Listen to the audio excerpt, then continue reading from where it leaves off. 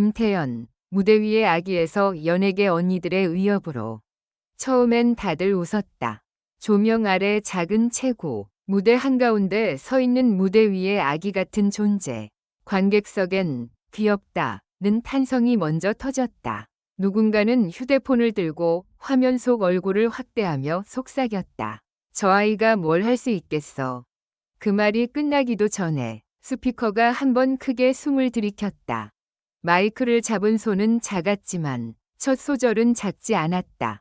그날 무대는 귀여움으로 시작해 정적으로 넘어가더니 마지막엔 경보처럼 끝났다. 누구도 크게 소리내지 않았지만 모두 같은 생각을 했다. 이건 장난이 아니다. 그리고 그 순간부터 김태연이라는 이름은 더 이상 애기, 위 수식어로만 불리지 않았다. 누군가의 마음속에선 이미 다른 단어로 바뀌었다. 위협, 일, 조용한 도발, 한 번의 눈빛. 무대에 오르는 사람들은 보통 몸이 먼저 말을 한다. 긴장하면 어깨가 올라가고 자신감이 있으면 턱이 올라간다. 그런데 김태연은 그 두 가지를 동시에 갖고 있었다. 긴장이 없는 건 아니었다. 다만 긴장을 숨기는 법을 아는 눈빛이었다. 조명이 켜지고 반주가 깔리고 관객이 숨을 고르는 그 2초. 그 짧은 틈을 그녀는 정확히 잡아챘다. 그리고 아주 사소한 행동을 했다. 마이크를 한 번 더 가까이 당겼다. 그게 전부였다. 그 작은 동작이 왜 그렇게 섬뜩하게 느껴졌을까? 무대는 전쟁터가 아니다 라고 믿고 싶은 사람들에게 그녀는 조용히 말했다. 여긴 승부가 나는 곳이에요. 말하지 않았는데도 다 들렸다. 이 언니들 위 표정이 바뀌는 순간 연예계에는 이상한 풍경이 있다. 실력 있는 선배들이 후배를 칭찬할 때 진짜로 기뻐하는 표정과 어딘가 계산이 들어간 표정이 동시에 지나간다. 잘한다는 말이 조심해야겠다로 변하는 그 아주 미세한 찰나. 김태연이 등장한 뒤로 그 찰나가 자주 목격됐다. 촬영장 대기실, 리허설 사이, 인터뷰 대기줄에서 애가 너무 잘하더라. 장난 아니던데? 저렇게 하면 판이 바뀌지. 그러나 더 충격적인 건 그 다음 말이었다. 칭찬의 끝에 따라붙는 무심한 질문. 다음 무대는 뭐 부른대? 이 질문은 호기심이 아니다. 상대의 무기가 무엇인지 확인하는 전형적인 전투의 언어다.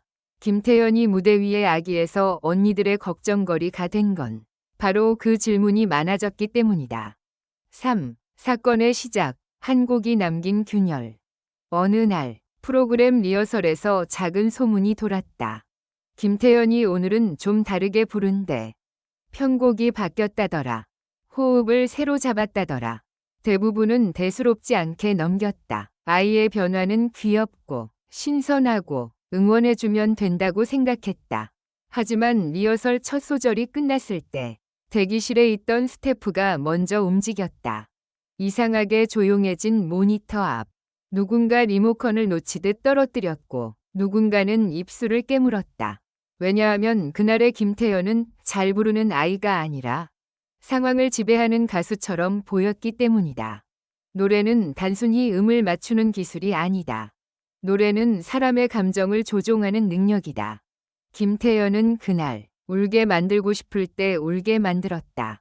웃게 만들고 싶을 때 웃게 만들었다. 소름을 주고 싶을 때 정확히 그 지점에 손을 뻗었다. 그 순간부터 무대 뒤 분위기가 바뀌었다. 누구도 대놓고 말하지 않았지만 공기는 이미 정답을 알고 있었다. 이 아이는 성장한 뒤를 기다릴 필요가 없다. 4. 걱정거리라는 단어가 의미하는 것. 걱정거리란 말은 잔인하다. 실력이 없으면 걱정이 되지 않는다. 존재감이 없으면 걱정이 되지 않는다. 누군가의 자리를 흔들 가능성이 있을 때만 사람들은 걱정한다. 그래서 김태연이 걱정거리가 됐다는 말은 사실상 최고의 칭찬이자 가장 노골적인 경고다. 그녀는 아직 어린데 이미 무대의 언어를 알고 있다. 그 언어는 오래 무대에 선 사람만이 안다고 믿었던 그 비밀스러운 문법이다. 멈춤을 어디에 둘지, 호흡을 어디서 끊을지, 관객의 심장이 어디서 쿵 내려앉는지 심사위원의 눈이 어디서 흔들리는지 그걸 그녀는 감이 아니라 확신으로 쓰고 있었다. 오, 충격적인 장면, 칭찬이 칼날로 바뀌다. 무대가 끝나고 카메라가 꺼지고 박수가 잦아들 때 대기실의 인사는 보통 따뜻하다. 수고했어요. 잘했어요. 멋졌어요. 하지만 김태연의 무대 뒤엔 묘한 온도가 섞였다. 축하와 경계가 동시에 존재하는 온도. 한 선배가 웃으며 다가와 말했다. 너 오늘 정말 잘했더라. 그리고 잠깐 뜸을 들인 뒤 더 조용히 덧붙였다. 근데 그렇게 하면 언니들 힘들어. 농담처럼 들렸지만 농담이 아니었다. 그 말은 은근한 칭찬도 아니었다. 너는 이미 우리 영역을 침범하고 있다는 아주 현실적인 인정이었다. 김태연은 그 말을 듣고도 표정이 크게 바뀌지 않았다. 그저 고개를 살짝 숙이며 말했다. 다음엔 더 잘할게요. 그 답이 더 무서웠다. 일반적인 후배의 겸손이 아니라 경쟁자가 내뱉는 다음 수위 예고처럼 들렸기 때문이다. 6. 무대 전과 후 사람들이 달라졌다. 예전엔 그녀를 둘러싼 사람들의 언어가 보호였다면 이젠 분석이 됐다. 톤이 왜 저렇게 단단하지? 감정 처리가 성인 같아. 저런 선택을 누가 가르친 거야? 아니, 가르친 게 아니라 스스로 한 거야? 그리고 가장 위험한 질문이 나오기 시작했다. 저 아이, 언제까지 저럴까? 이 말은 기대처럼 들리지만 사실은 두려움이다. 한번 반짝하고 끝나면 다행인데 계속 성장하면 그 뒤의 문장은 아무도 말하지 않는다. 말할 필요가 없으니까. 무대는 기억한다. 그리고 업계는 더 빠르게 기억한다. 김태연의 이름이 언급될 때 사람들의 눈이 한 번 더 진지해진다는 사실을. 7. 진짜 반전. 악이라는 가면을 벗는 순간. 사람들은 김태연을 무대 위의 악이라고 부른다. 하지만 그 별명은 때로 가면이 된다. 무서운 실력 앞에서 사람들은 현실을 완화시키려 한다. 아직 악이잖아. 그냥 잘하는 애잖아. 귀엽게 봐주자. 그런데 어느 순간 그 가면이 벗겨진다. 특정한 한 장면에서 예를 들어 무대 중간에 그녀가 한 번 관객석을 훑는 순간 예를 들어 고음이 아니라 낮은 음에서 오히려 힘을 주는 순간 예를 들어 박수 타이밍을 스스로 만들어내는 순간 그때 사람들은 깨닫는다.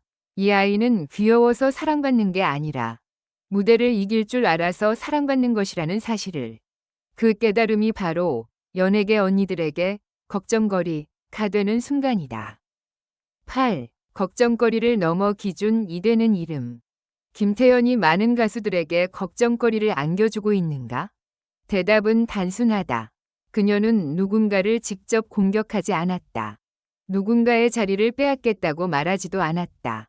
그저 무대 위에서 자신이 할 수 있는 최고를 보여줬을 뿐이다. 하지만 그 최고가 문제였다.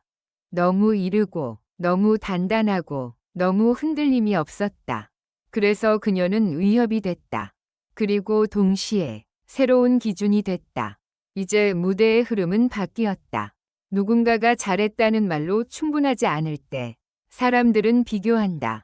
김태연은 저 상황에서 저렇게 했는데 그 순간부터 김태연은 경쟁자가 아니라 척도가 된다. 척도는 잔인하다.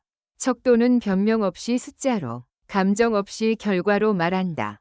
무대 위의 악이었던 김태연이 어느새 연예계 언니들의 심장 박동을 바꾸고 있다.